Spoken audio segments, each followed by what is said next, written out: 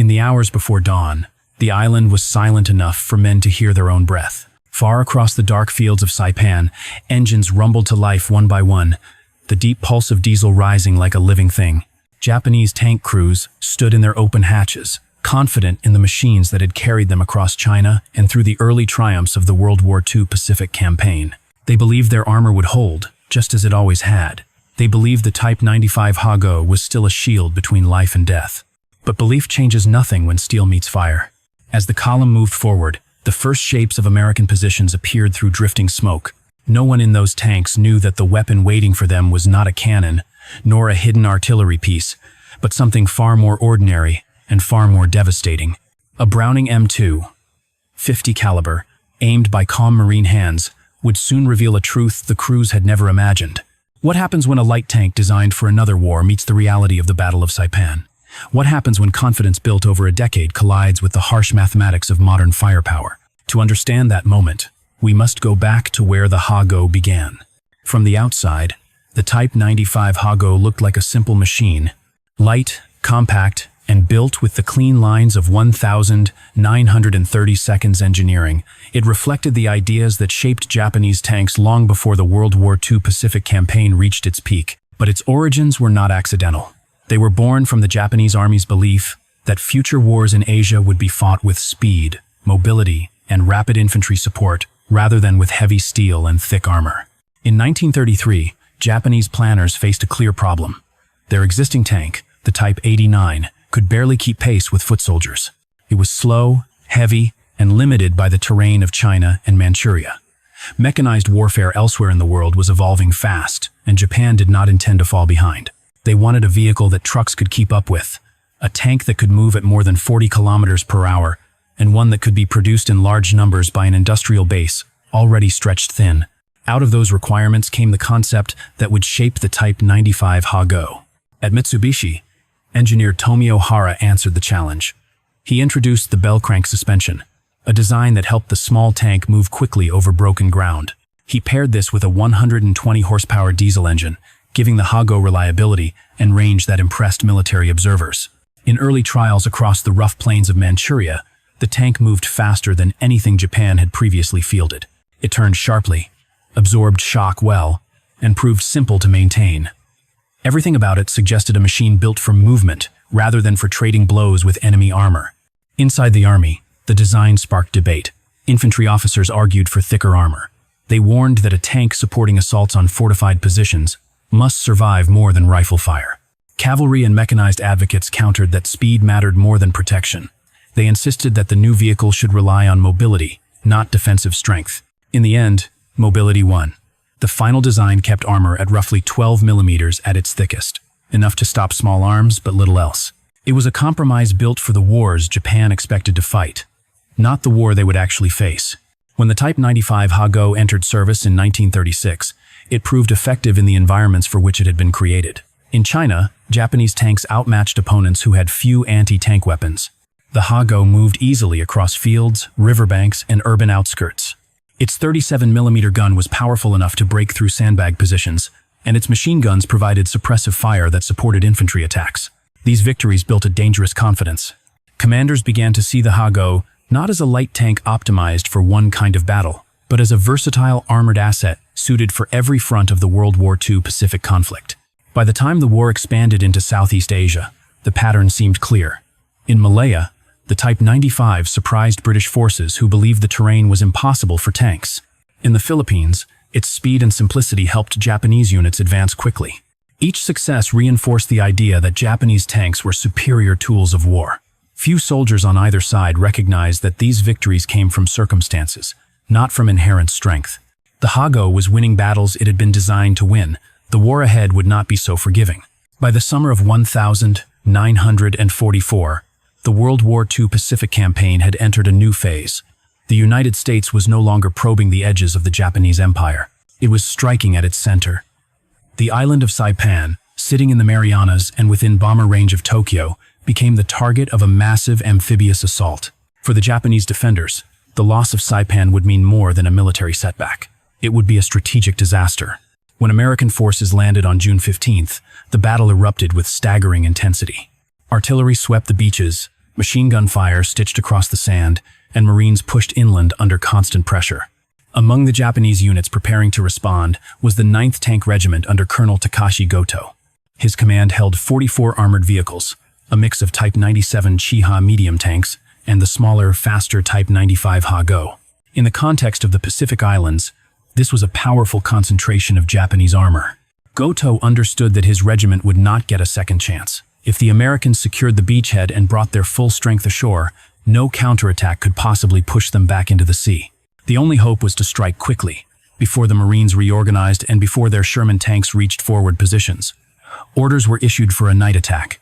Infantry units would advance first, followed by the tanks, which would drive into the American lines with as much speed and shock as they could generate. In the hours before dawn on June 17th, crews climbed into their machines. The interiors of the Ha-Go tanks were cramped, hot, and dimly lit. There was barely enough room for the commander to stand. Engines rumbled to life, one after another, sending a deep vibration through the metal hulls.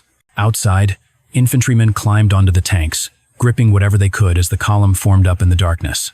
The Japanese tankers moved forward with confidence. Many had fought in China and Southeast Asia. They knew what their vehicles could do. To them, the Ha-Go was a familiar companion, a machine that had carried them through years of fighting. They did not realize that the battlefield ahead was unlike any they had seen.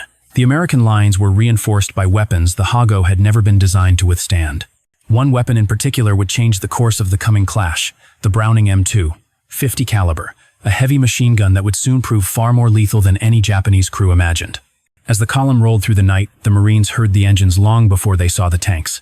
Orders crackled quietly across the defensive positions. Gun crews swung their weapons toward the sound. Sherman tanks powered up, their engines growling as gunners scanned the darkness. The stage was set for a confrontation that would expose the limits of Japanese tanks and redefine how American forces viewed armored threats in the Pacific. The first shapes emerged from the darkness just after 3:30 in the morning. To the Marines holding the line, the Japanese tanks appeared as low, black silhouettes rolling across open ground, their engines rising to full power. For a moment, it was unclear how close they were. Then, the muzzle flashes came. Tracer lines from Japanese machine guns swept forward as the tanks advanced straight into the American perimeter. Marine machine gunners waited until the range closed. The Browning M2, 50 caliber, had been positioned across key approaches, mounted on tripods, half-tracks, and sandbag emplacements. When the order came, the heavy guns opened fire. The sound was unmistakable, a deep, hammering roar that reverberated across the battlefield. The first rounds struck the leading Type 95 Ha-Go, and what happened next stunned both sides.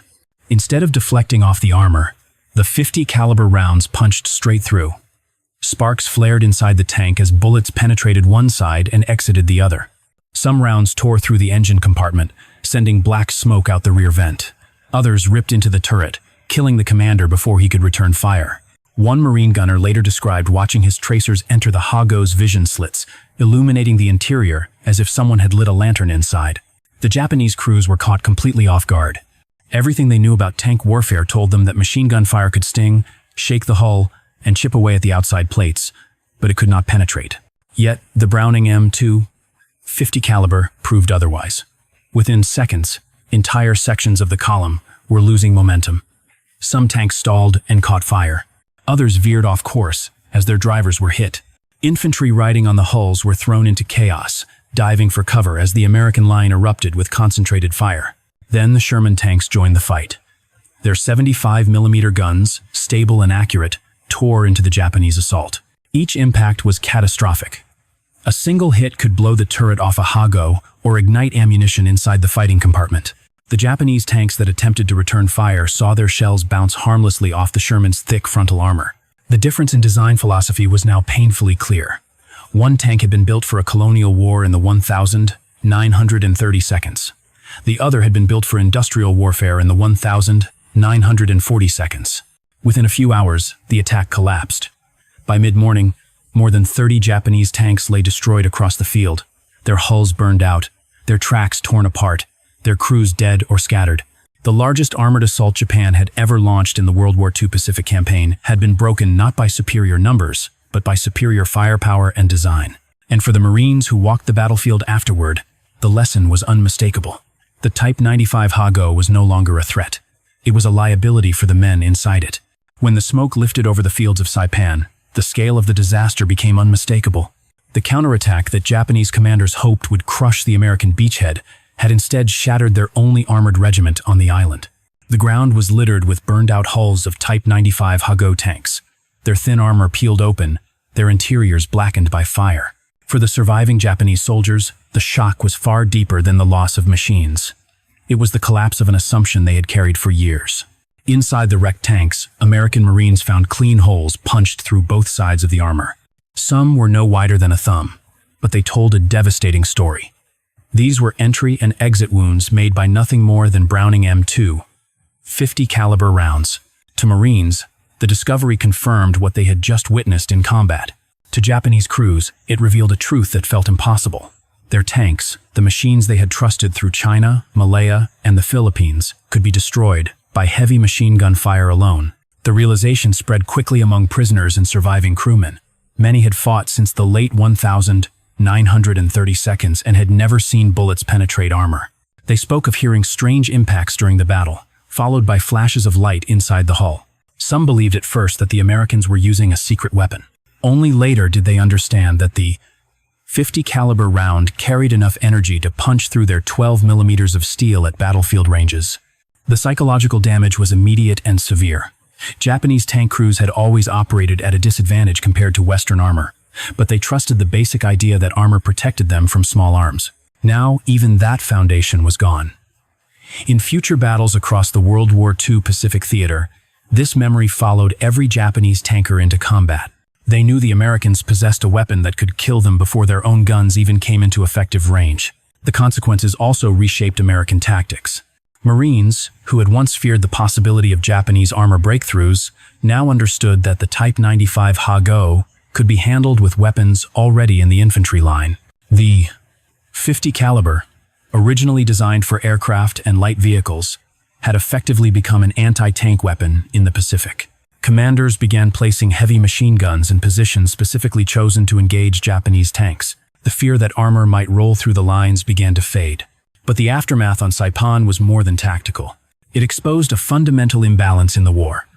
Japan's armored forces were designed for a different era, while American forces were equipped for modern industrial conflict. That imbalance would continue to grow, and with it, the cost paid by the men inside Japan's aging machines. As American forces secured the battlefield, the consequences of Japan's failed counterattack reached far beyond the wreckage scattered across Saipan. Commanders studying the destroyed Type 95 Hago tanks quickly understood that the problem was not simply poor tactics or unfavorable terrain. It was the tank itself. Every weakness the Japanese had ignored for years now stood exposed under the Pacific Sunday. Japanese armor had never been designed for a contest of equals. The Hago belonged to an earlier age of warfare, one in which speed and simplicity mattered far more than protection. It excelled against enemies with little equipment. But at Saipan it faced the combined weight of American firepower. Sherman tanks with thick armor, 75mm guns, trained crews, and radios in every vehicle. Against that kind of modern machine, the Hago was outclassed before the battle even began. The aftermath rippled through Japanese units across the Pacific. Reports from Saipan reached other islands, carrying grim warnings. Crews learned that the Browning M2, 50 caliber could penetrate their armor from angles they once considered safe. They learned that their 37mm guns could not reliably penetrate the front of a Sherman tank. And they learned that their lack of radios made coordinated maneuvers nearly impossible, especially in the chaos of night attacks. This growing awareness left Japanese tankers with a sense of inevitability. They continued to fight, but they did so knowing that survival depended more on luck than on the strength of their machines. Many units began burying their tanks in fixed positions, turning them into armored bunkers rather than mobile weapons.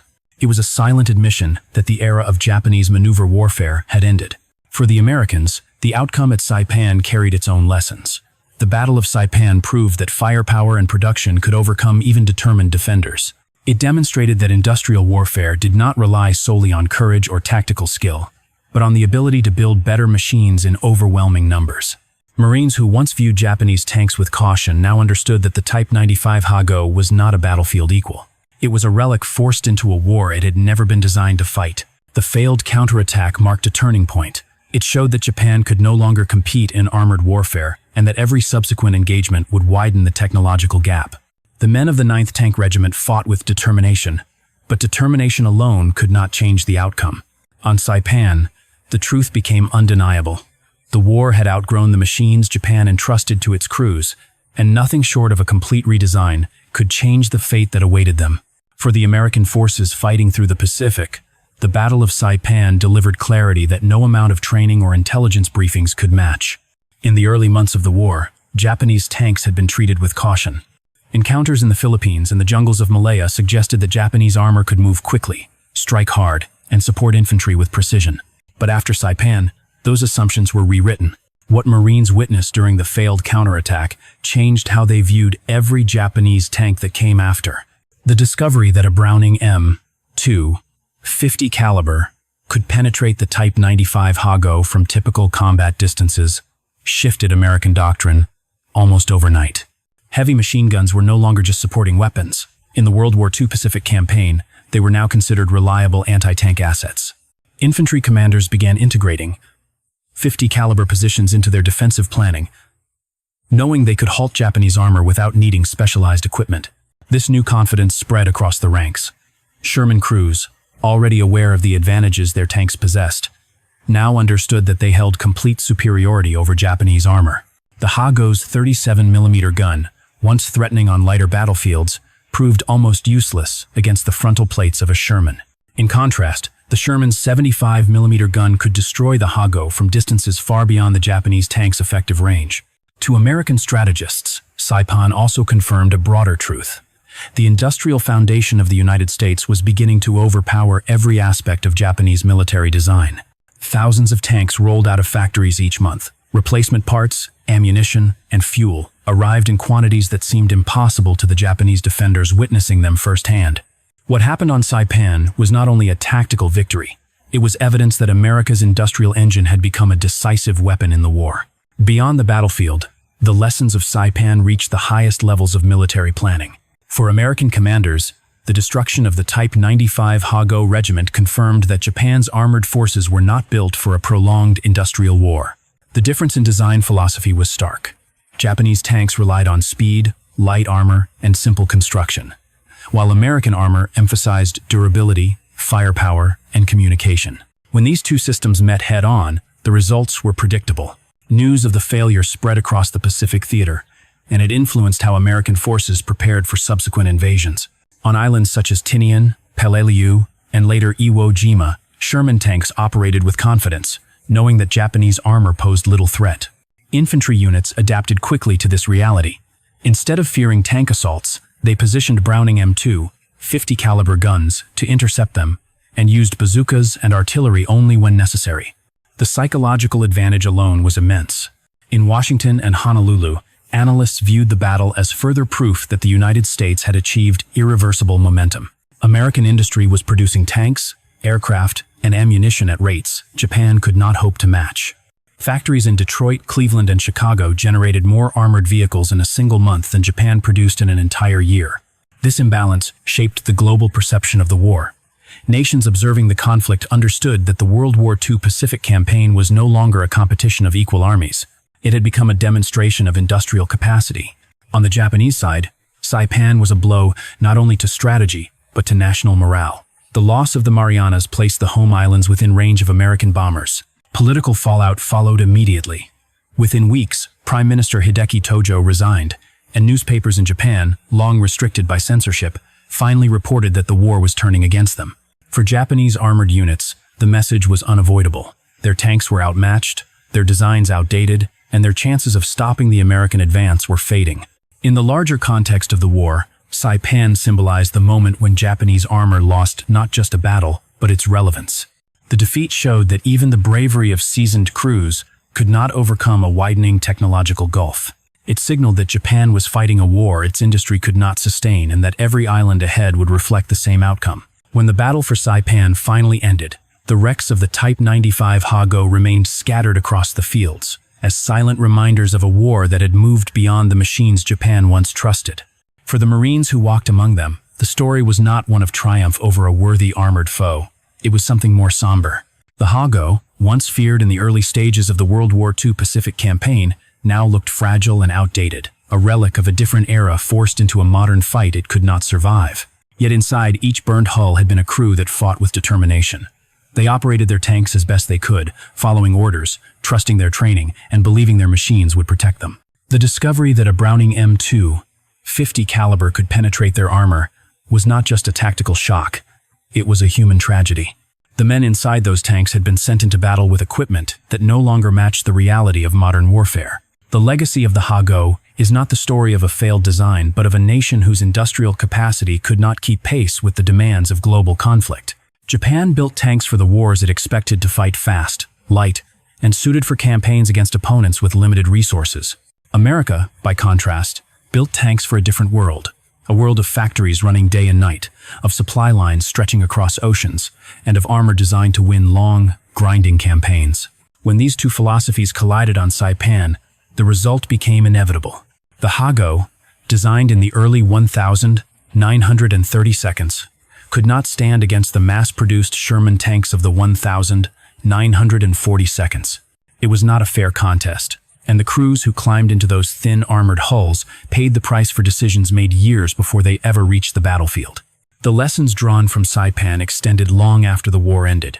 Military analysts studied the wrecked Type 95 Ha-Go tanks, measured their armor, examined their internal layouts, and compared them to the vehicles that defeated them.